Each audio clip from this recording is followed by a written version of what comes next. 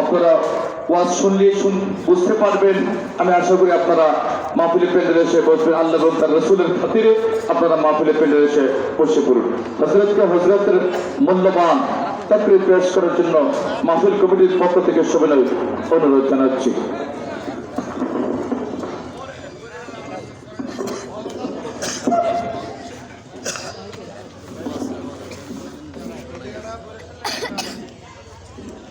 আসসালামু আলাইকুম ওয়া রাহমাতুল্লাহি ওয়া বারাকাতুহু।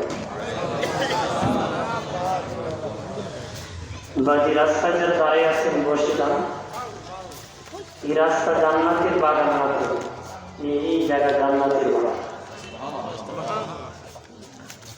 আজকে যে জায়গায় দাঁড়িয়ে আছো কালকে পারবা এমন রাস্তা, কিন্তু এমন জান্নাতের বাগান পাবা। এখানে বসলে সগীরা গুনাহ মাফ হবে না, এখানে বসলে সগীরা মাফ হয়ে যাবে, তওবা করলে কবিরা মাফ হবে। বসে গেলে হিজরতের সওয়াব পাবে, মারা গেলে শহীদের মর্যাদা পাবে। বাড়ি থেকে যতদূর মৃত্যুবরণ করবে ততটুকু তার কবরটাকে প্রশস্ত করে দেওয়া হবে। এরপরে যদি ভালো না লাগে কিছু করো, কারণ ভালো জিনিসটাকে মানুষের পেটে হজম হয়, পানি দুধ দিয়ে চলে দিবি। আসেন সকলে ভক্তি আদবের সাথে প্রেম ভালোবাসা নিয়ে আমার আপনার নবী, যিনি সমস্ত নবীদের নবী, নবী কুল সরদার, রসুল কুল সরদার, নবী কুল ঈমান, রসুল কুল ঈমান, নবী আহমদ মুস্তফা মুহাম্মদ মুস্তফা সাল্লাল্লাহু আলাইহি ওয়াসাল্লামের প্রতি আমরা দরুদ শরীফ পড়ি মহব্বতের সাথে। আল্লাহুম্মা সাল্লি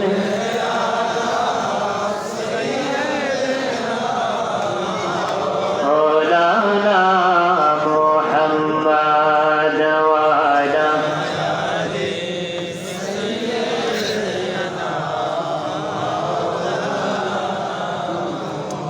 এ জীবনে যার দিল বাইজান নবীর জন্য কাঁদে না, রোজা হাশরে বাইজান তারা নবীর দেখা পাবে না। আল্লাহুম্মা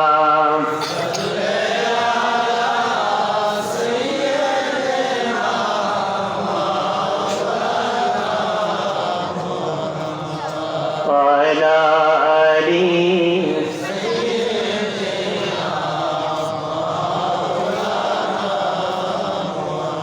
এ দুনিয়া পরে থাকবে, আমরা একদিন থাকবো না। যারে যারে কাঁদবি মন কেউ না চাবে ফিরিয়া। আল্লাহুম্মা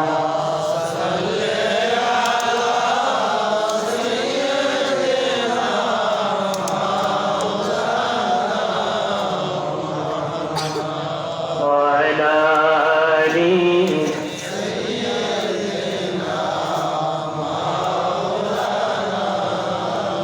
আল্লাহ আল্লাহ আল্লাহ লা ইলাহা ও আল্লাহ আল্লাহ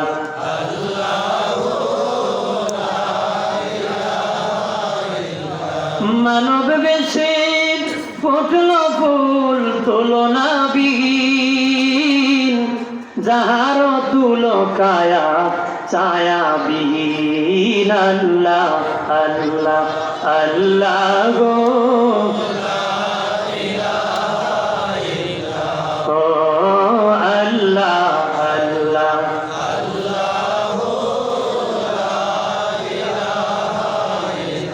আম্বিয়া আউলিয়া যেই নামে বিলীন, সেই নামে মরিতে যকি আমিন আমিন। আল্লাহ আল্লাহ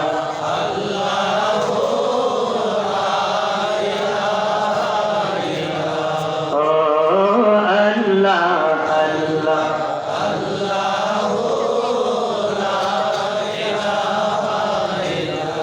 মোহতারাম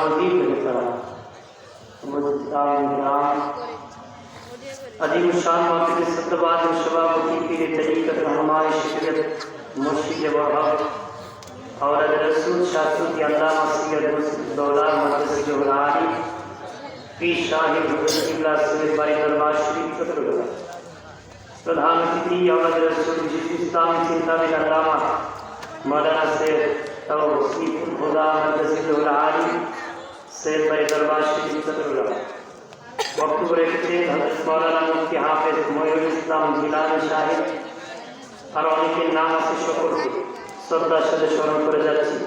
উপস্থিত আছেন অত্র এলাকার মুরব্বী বাবাজিরা, যুবক বন্ধুরা, বিশেষ করে আমার সাথে যিনি বারবার যোগাযোগ করেছেন আপনাদের মসজিদের সম্মানিত খতিব হযরত মাওলানা মুফতি মোহাম্মদ দেলোয়ার হোসেন আল কাদরি সাহেব, আর উপস্থিত আছেন অত্র এলাকার মুরব্বী বাবাজিরা, যুবক বন্ধুরা, আল্লাহ পাকের শুকর যে আল্লাহ আমাদেরকে মুসলমান করেছে। আমরা গর্বের সাথে বলতে পারি আমি একজন মুসলিম, আমরা বলি আলহামদুলিল্লাহ। অসংখ্য গণিত দরুদ সালাম শফিনা হাবিবানা নূরানা নবী আহমদ মুহাম্মদ মুস্তাফা সাল্লাল্লাহু আলাইহি ওয়াসাল্লামের প্রতি দরুদ সালাম পাঠাচ্ছি এবং পাঠাবো উচ্চ কণ্ঠে চিৎকার করে আরেকবার বলি আলহামদুলিল্লাহ। আপনার বলেন এখানে বসে লাভ হইল না লস হইল? দুনিয়ার মানুষ লাভের পাগল না লসের পাগল? দুনিয়াতে যে যে কাজ করে উদ্দেশ্য থাকে লাভ, ক্ষতি যেখানে কেউ সেখানে যেতে চায় না, কিন্তু আজকে যে বসছেন ক্ষতির কোনো কারণ আছে? দুনিয়ার লাভ খুঁজতে ক্ষতি হয়। ছেলে 20 লক্ষ টাকা দিয়ে কেউ পাঠাইছে কিন্তু 14টা বাজায় বাড়ি আইছে, লাভ হয়েছে না লস হয়েছে? লস করে ফেলেছে। পরে 7টা ব্যাগ করে চলে আসছে, মারাত্মক লস। লাভ উদ্দেশ্যে গিয়েছে, কিন্তু আজকে যে বসছেন ক্ষতির কোনো কারণ নাই, ক্ষতির কোনো কি কারণ নাই। ওয়াজ নসিহত হয় দুনিয়ার মানুষ যেন দুনিয়ার থেকে বেহেশতি হয়ে কবরে যায়, কারণ কবরে নতুন করে বেহেশতি হওয়া যাবে না। এই জন্যই ওয়াজ হয়, ওয়াজ তামসার জন্য হয়। আমরা দেশে এখন ফ্যাশন, ওয়াজ করবো আর শুনবো, তো যে আগের দিন ভাইলা ছিল ভাইলে চলেছে। ওয়াজ তো হয় জীবন পরিবর্তন হবে। কারো যদি কোনো দোষ থাকে, কোনো স্বভাব থাকে, এটা সিঁড়ে উঠে ফেলে দেওয়া, ভালো স্বভাবকে স্থান দিবে, খারাপটা ফেলে দেবে। এই জন্যই ওয়াজ হয়। ওয়াজ শুধু শোনার নাম না, পালন করার নাম। জানার নাম শুধু ইসলাম না, মানার নাম। তবে জানতে হবে, মানতে হবে। না জানিয়া মানা যাইব? জানতে হবে। শুধু জানলেন কিন্তু মানলেন না, এই জানার কোনো মূল্য, জানার কোনো কি ওয়াজ নসিহত কি আজকে বাসায় নিবেন না ওয়াজে এখানে রেখেই চলে যাবে? আগে ওয়াদা করেন, ওয়াজ কি বাসায় নিবেন না এখানে রেখে যাবেন? দাদার নাতি গেছিল নদীর পারে ওয়াজ শুনতো, যাওয়ার সময় আছে নৌকা, আসার সময় নাই নৌকা। নাতি তো দাদা উপর তাকি না না কাজ আছে সকালবেলা, চলে যাবো নৌকা। এই দেখে নৌকা নাই তো কেমনে পার হবো? আমি যেমনি পার হই তুমি কেমনে পার হো? দাদা নামছে, লুঙ্গি খালি উপরে উঠায়, পানি যত বাড়ে লুঙ্গি তত উঠে, লুঙ্গি তত কি আঁটের উপরে উঠে গেছে। নাতি তো দাদা একটু আগে হুজুর করলো আঁটের উপর কাপড় তোলা কবি রাখো না, এখনই আপনি উঠে ফেলবেন। রাখ, তোর বাপও রাখতে কেন? ওয়াজ শুনে জীবনে এই পারে ওয়াজ ওই পারে আনছি না, আজ তুই একদিন গিয়ে কোথাচ্ছি ওয়াজ আনছি। ওয়াজের জায়গা ওয়াজ, আমার জায়গা কি কেমন আসতেছে? ভালোই দিচ্ছে মোল্লা, ভালো লাগছে। কি শুনছো? গোড়ার ডিম শিখছে কথাটা, কানটাকে ক্লিয়ার করে। তো আজ নসিহত হয়, কুস্বভাব ফেলে দিব, সুস্বভাব ধর। নবী এসেছিলেন পৃথিবীতে খারাপ মানুষকে ভালো মানুষ বানানোর জন্য রে। খারাপ কি আদম থেকে আমাদের নবী পর্যন্ত যত নবী রাসূল এসেছেন, সব নবী রাসূলগণ ইসলাম ধর্মের দাওয়াত দিয়েছেন, এক আল্লাহর কালেমার দাওয়াত দিয়েছেন। সবাই দুনিয়ার মানুষকে জান্নাতের দিকে ডেকেছে। সবাই কোন দিকে ডাকছে? জান্নাতে। এখানে কথা কথা তোরা রাতে কি রে না সামনে টাকা দিচ্ছি শুধু মানুষ তো এই বয়সে সবাই লিগবাজি করছে এরপরে যত টামায় রাখেন ভাই নাকি কয় ভাই আমার খেয়াল করেন ভালো করে কেউ যদি বলে কোন নবী কোন ধর্মের দাওয়াত দিয়েছেন এক কথা উত্তর দিবেন সব নবীরা ইসলাম ধর্মের দাওয়াত দিয়েছে সব নবীরা কোন ধর্মের দাওয়াত দিয়েছে আমরা অনেকে অমুক নবীর তমুক ধর্ম অমুক নবীর এই ধর্ম ভুয়া কথা সব নবী ইসলাম ধর্মের দাওয়াত দিয়েছে এরপরে উম্মতটা বিদ্রোহী হয়ে মন গড়া ধর্মের আবির্ভাব করেছে কথা কথা ইসলাম ধর্ম পুরাণ ধর্ম না অন্য ধর্ম পুরাণ হ্যাঁ আপনি কি এখন অমুক ধর্ম সনাতন ধর্ম মানে পুরাতন ধর্ম ওরা বোঝায় তোরটা নয়া আমারটা পুরাণ ইসলাম আদমের আগে কোনো মানুষ নাই ইসলাম ধর্মের আগে কোনো ধর্ম নাই কথা কথা আমাদের ধর্মই পুরাণ ধর্ম এটাই আসল ধর্ম কবুলের ধর্ম ধরে কা বলে এরকম কথা কয়ে আমাদের কি কোরআন এটি কবুলের ধর্ম বাকি সব মন গড়া তুলকিটা মন গড়া কিতাব চিনেননি মনে যেটা কইটু মনে যেটা কয় ভাই আমার খেয়াল করেন ভালো করেন সব নবীরা উম্মতের হাতে মার খেয়েছেন দুজন নবী ছাড়া সব নবীগণ উম্মতের হাতে আঘাত খেতে হয়েছে দুজন নবী মার খান নাই একজন হলেন আদম সফিউল্লাহ সবাই আদমের সন্তান কেউ নাকে আঘাত করবে আরেকজন হলেন নবী সুলাইমান উনি হলেন বাদশাহ বাদশারে তো কেউ আঘাত করতে পারে না রে এই দুইজনকে কেউ মারতে পারছে না বাকি সব নবী উম্মতের হাতে বাবা দিয়ে আমার যত নবী রাসূল পাঠাইছে আল্লাহ সব নবীর আল্লাহর কাবা ঘর তাওয়াফ করেছি দুজন নবী ছাড়া আল্লাহর কাবা ঘর সব নবীরা তাওয়াফ করেছে দুজন নবী কারা একজন হযরত হুদ আলাইহিস সালাম আর একজন হযরত সালেহ আলাইহিস সালাম একজন আদ জাতির নবী আর একজন সামুদ জাতির নবী উম্মতের এত খারাপ ছিল বাবাজি উম্মতের চিন্তায় নবী এত পেরেশানি হয়ে গেছে হায়াত পুরায় গেছে কাবা ঘর আর জিয়ারত হয় নাই মানে এত খারাপ ওনারা আর কাবা করে উম্মতের ভেজালের কারণে দাওয়াত দিতে দিতে এর দিতে মালাকুল মউত এসে গেছে তারা আর কাবা করে যেতে পারে দুজন নবী মার কান নাই দুজন নবী তাওয়াফ করতে পারেন না বাকি যত নবী আছেন সব নবীরা কালেমার দাওয়াত দিয়েছেন সব নবীরা ইসলাম ধর্মের দাওয়াত দিয়েছেন আদম নবী দিয়েছেন মুসা নবী দিয়েছেন ঈসা নবী দিয়েছেন নূহ নবী ৯৫০ বছর পর্যন্ত দাওয়াত দিয়েছে আমার কথা কি বুঝে আওয়াজ কি ফাটায় না মাইকে তো ফাটাই দিচ্ছে আওয়াজ মাইকের সাউন্ডটা ঠিক মাইক থেকে টাইপ করলে ভালো ফাটাই আমার কাছে বোঝা যায় মাইক পাওয়ালা যদি ফাটা বাস দিচ্ছে দুরূদ পড়ে আল্লাহুম্মা সাল্লি আলা সাইয়্যিদিনা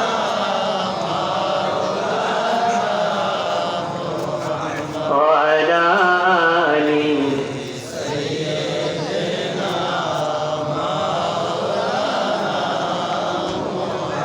কবরের কবর করতে হবে শিকা বন্ধু আপনা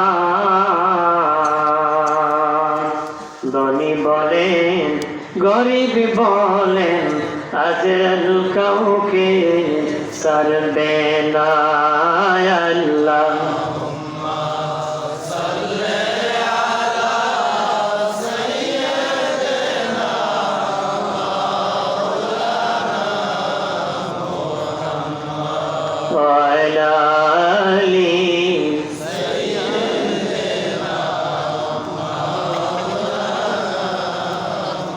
আমার বাড়ির বাবাজি নূহ নবী ৯৫০ বছর পর্যন্ত দাওয়াত দিয়েছে আল্লাহ একদিন নূহকে বলে নূহ রে আমি তোমাকে একটা ভিক্ষ দিলাম গাছ, শুনেছি এই গাছটা রোপণ করো। এই গাছের বয়স যখন 950 বছর হলো, নূহ নবী একদিন বাবাজি রাস্তা দিয়ে যেতেছে, বাবার সাথে একটা সন্তান হেঁটে যেতেছে। ওই সন্তান বলে, বাবা এটি কি নূহ? কাহাইতে নূহ, বাবা আমাকে ছাড়ো, একটা পাথর দাও, নূহকে একটা ঢিল মারবো। জোরে কর। ছোট্ট বাচ্চা যখন হযরত নূহ আলাইহিস সালামের নাম হলো আব্দুল গাফফার, উনি বেশি কান্না করতেন, এই জন্য আল্লাহ নূহ উপাধি দিয়েছেন। তখন বাবাজি দেখলেন ছোট্ট বাচ্চা পাথর মেরেছে। উনি বলে, আল্লাহ আমি ভেবেছিলাম ওই জাতি যদি আমার দাওয়াত গ্রহণ না করে, মনে হয় যারা ছোট্ট নতুন আসবে তারা গ্রহণ করবে। এখন দেখি গো, বড়রা থেকে ছোটরা আরো বড় খারাপ, ওদের কপালে হেদায়েত নাই। তোমার কাছে বদদোয়া করতেছি, তুমি গজব দিয়া ধ্বংস করে দাও। নবীর দোয়া করতে দেরি, কবুল হতে দেরি। আমার আল্লাহ বলেন, নূহ আমি ধ্বংস করে দিব, তুমি সফিনা বানাও, নৌকা বানাও। আল্লাহ তক্তা পাবো কই? আল্লাহ বলেন, ওই যে গাছটা দিয়েছিলাম সেই গাছটা তুমি চিরাও।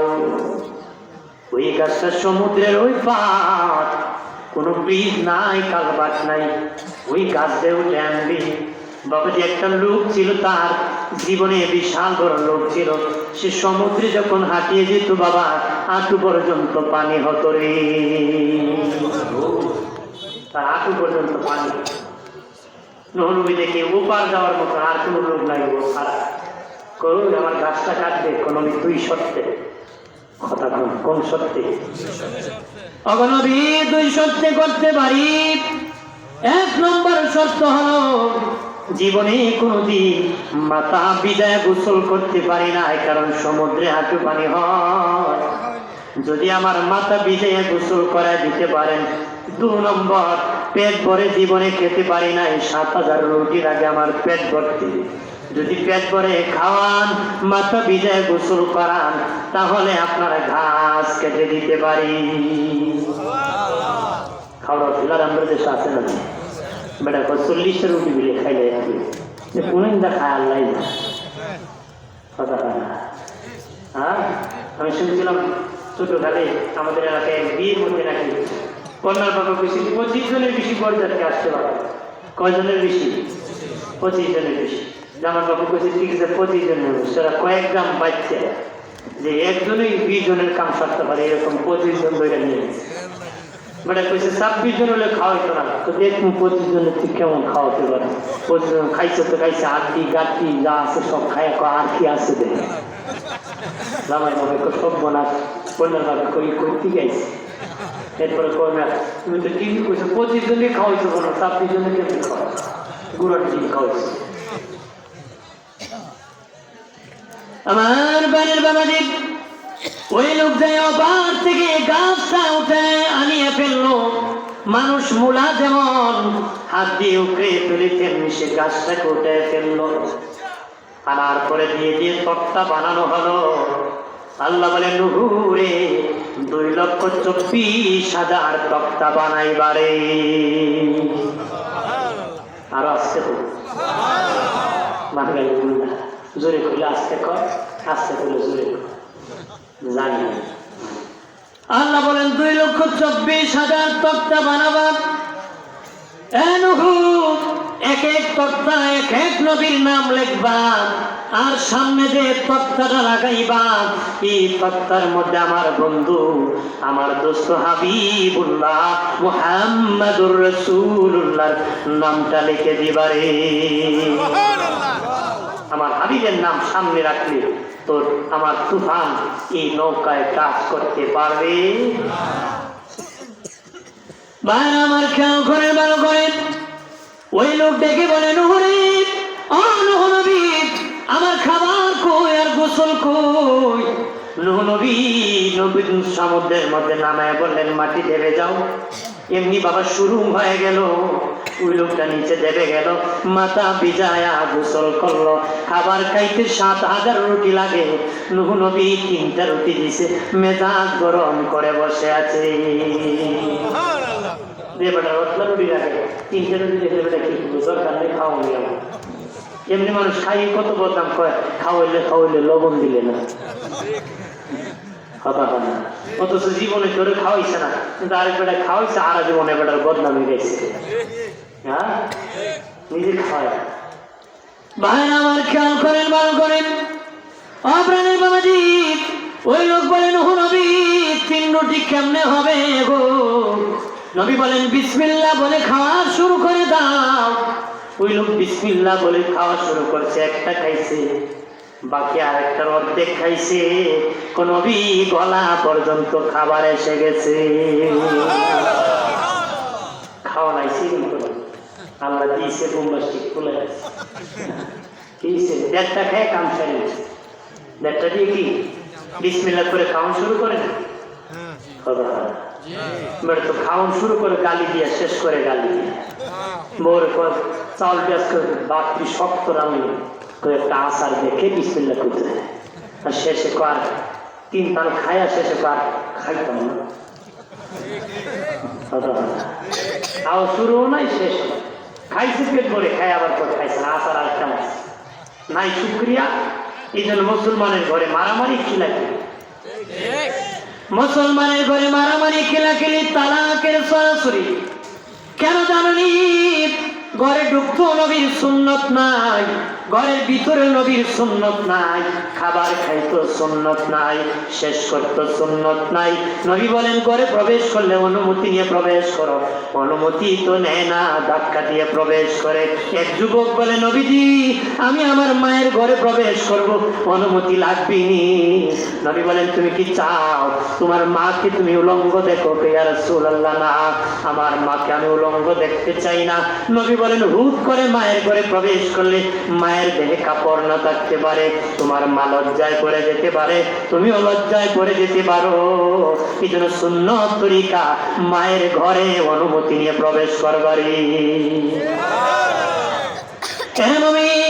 আরেক যুবক ছেলে দেখি বলে নবীজি আমি গভীর রাত আমার বিবির ঘরে যাই, অনুমতি লাগবে নি? নবী বলেন তোমার বিবি তোমাকে চোর মনে করো, ডাকাত মনে করো, লুচ্চা মনে করো, তুমি কি চাও? ইয়া রাসূলুল্লাহ না, আমি মনে চাই না আমার বিবি আমাকে চোর মনে করো, ডাকাত মনে করো, বদমাশ মনে করো।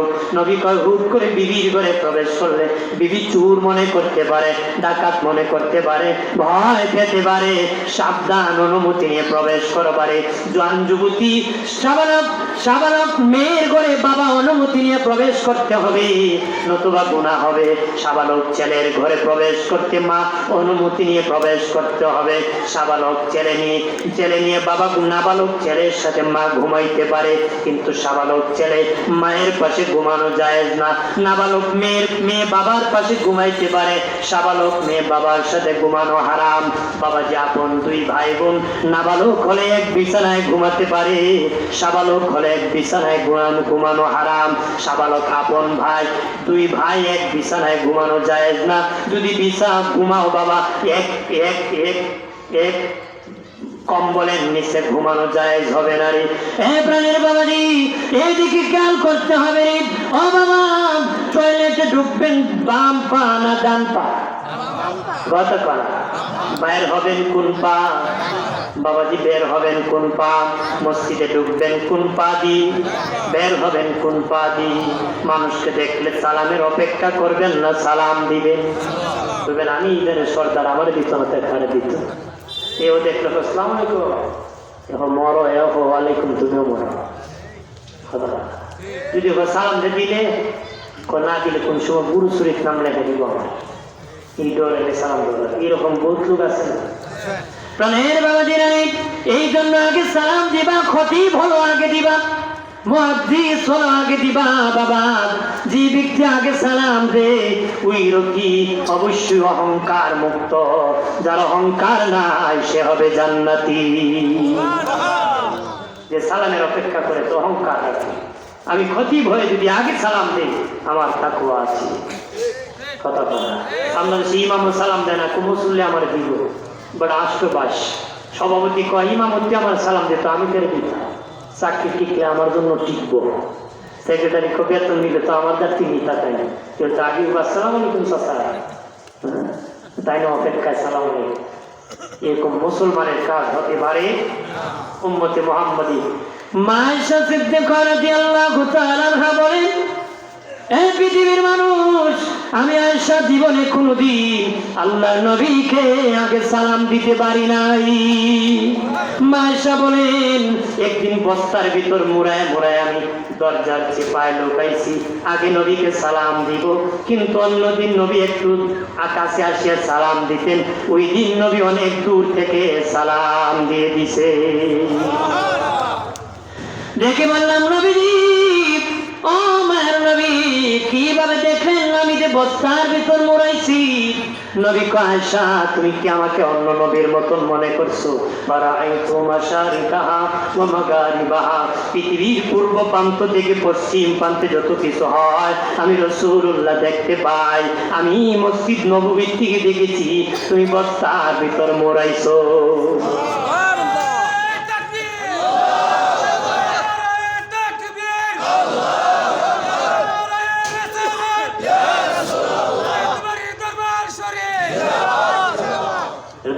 পরে আল্লাহুম্মা সাল্লি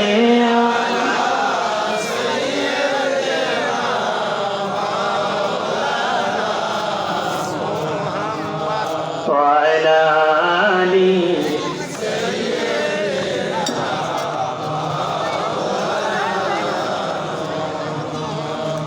গাছে চিনলা নবী।